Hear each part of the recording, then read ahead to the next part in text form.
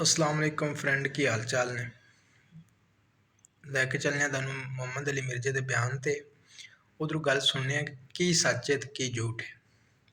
तुसीं कमेंट दसना है कि सही कह रहे हैं कि गलत।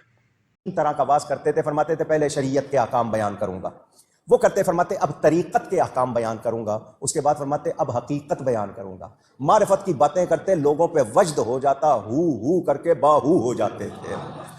जनाजे उठते थे आपकी मजलिस से, यानी लोग ताब नहीं लाते थे, उसी कैफियत में इंतकाल हो जाता था, जनाजे उठा करते थे। कोई क्रिएटिव वर्क भी कीता जे, कोई पॉजिटिव वर्क भी कीता जे, साड़े ही जे बंदे अपने ही बंदे मार दे रहे हो। यूट्यूब पे गुस्ताखाना वीडियोस चढ़ाने वाले तो कोई नहीं आपने निगाह मार के खत्म किया, उनकी हार्ड डिस्क से डाटा तो आपने कोई नहीं डिलीट करवाया। बुजुर्गों से पाक रदी अल्लाह ताला अन्हु फरमाते मैं तो कयामत में भी उतनी देर जन्नत में नहीं जाऊंगा जब तक सारे मुरीद ना साथ चले जाए। फरमाते कयामत के रोज मैं उस वक्त तक कदम नहीं उठाऊंगा जब तक कि अपने सारे मुरीदों को दाखिले जन्नत ना करवा लो। फरमाया मुझे अपने रब के इज्जत व जलाल की कसम, मेरा कदम उस वक्त तक जन्नत को नहीं उठेगा जब तक मैं अपने सारे मुरीदों को जन्नत में दाखिल ना करवा लूं।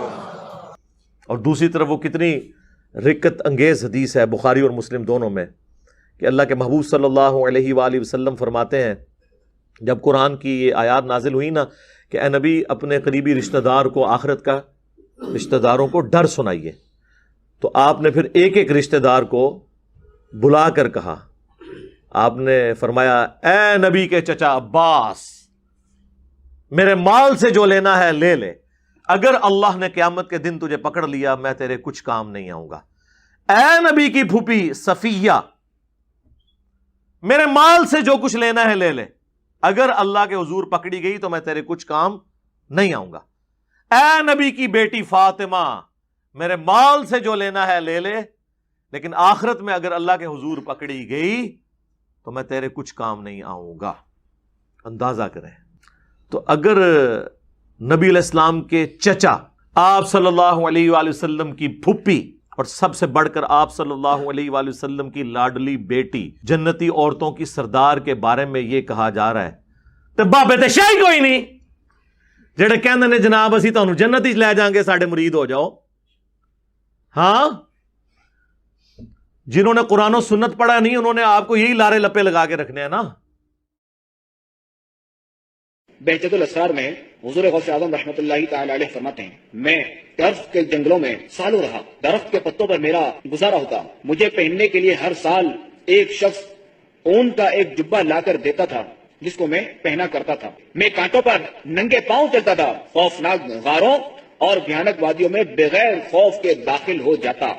नबी इस्लाम की तो ये तालीमात ही नहीं है। खुदा का नाम है, अगर ये आपने बुजुर्गों की बुजुर्गी बचानी है तो ये झूठ बोलना छोड़ें, ये हराम है इस तरह करना। बुखारी मुस्लिम दोनों में हदीस है, अब्दुल्ला बिन अमर बिन आस के बाप अमर बिन आस ने शिकायत की कि अब्दुल्ला बिन अमर बिन आस की बीवी ने मुझे शिकायत की है कि या रसूल सल्लम मेरा बेटा अपनी बीवी के पास नहीं जाता, पूरी रात नमाजें पढ़ता है।